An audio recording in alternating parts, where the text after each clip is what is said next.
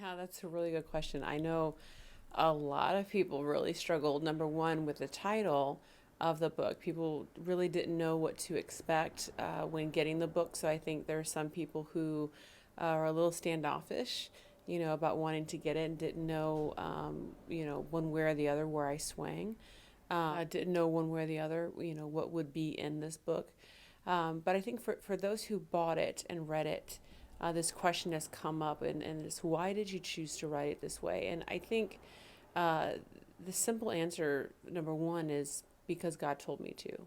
And I know that might be hard for some people to believe and agree with. And at first, it was for me as well. It took a lot of prayer and even arguing with God about it. Like, are you sure? Like, this doesn't make sense. Even when I was writing, it was hard. There were many times I was crying because I'm like, God, I do not want to write this way. Like, I want to write it differently. I want to write it, in a different perspective and from a different angle. And that's just not what he wanted. And so I had to yield myself to the way that God wanted me to write this book.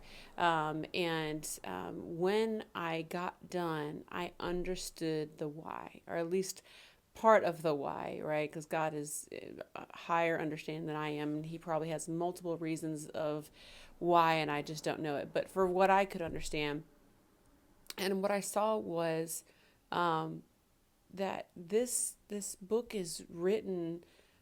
It's a memoir, but it's written as a love story. It's a very controversial love story, but it's a love story nonetheless, and it's a love story of finding true love in a way that is the most unexpected, in a way that I didn't see coming, and from a place I didn't even want or thought that I would be okay with, but it was wonderful. And if you look at the Bible, it actually is both one long love story between God and His creation, and all of their brokenness and His pursuit of them anyway, in spite of it. But it's also made up of stories, individual people's stories, almost like their individual memoirs of their messy, human, sinful lives and their encounters with a great and holy, wonderful God and His pursuit of love for them. And it comes in many forms in different ways. I think of David. Like, if David decided to write a memoir, it would be filled with murder and adultery and fornication and mayhem and repentance. I mean, like, it would be a drama. It'd be a page turning drama because he was a piece of work, but it was still a love story between him and his maker. And I think in the same way, this is a love story between me and God. And I didn't see that at first. I felt like it was reminiscing of old things, and I didn't want to do that. It was like going down memory lane. I had to remember how I felt and what I thought and where I was and what happened, and that took so much energy to do. And it was hard because I just wanted to write the "Yay God," part. But um, you wouldn't be able to rejoice with me if you didn't know where I used to be and who I used to be. And and if you didn't have the whole love story, would you be able to celebrate in the triumph?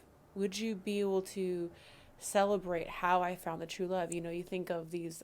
I'm a rom com fan, right? I love romantic comedies. I love tortured love movies. Where she falls for him and he falls for her, and things are keeping them apart, and they're trying to fight to be together, and then someone backs away and someone comes close. It's just this whole plot twist of this, tormented love story of trying to come together, but things are not working out. And then eventually, in the end, they come together. Now, if you only showed the end of that story when they actually come together, it's very lackluster. It's very like, okay, there's a girl and a guy that got together and became a couple, yay. But when you see the whole story, the whole movie, when they get together, you're like, if you're like me, I'm on the couch like crying and celebrating, like, thank God, finally, they got together, woo, and I'm able to celebrate because I knew what was holding them apart and all the obstacles they faced in trying to be together. I wasn't trying to be with God, but He was trying to be with me.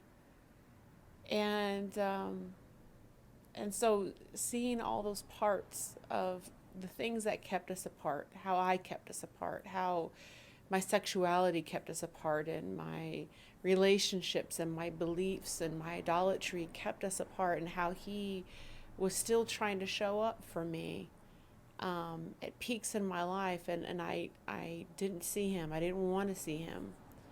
But He kept coming. And eventually He won my heart. So yeah, it's a love story. And that's why it's written this way.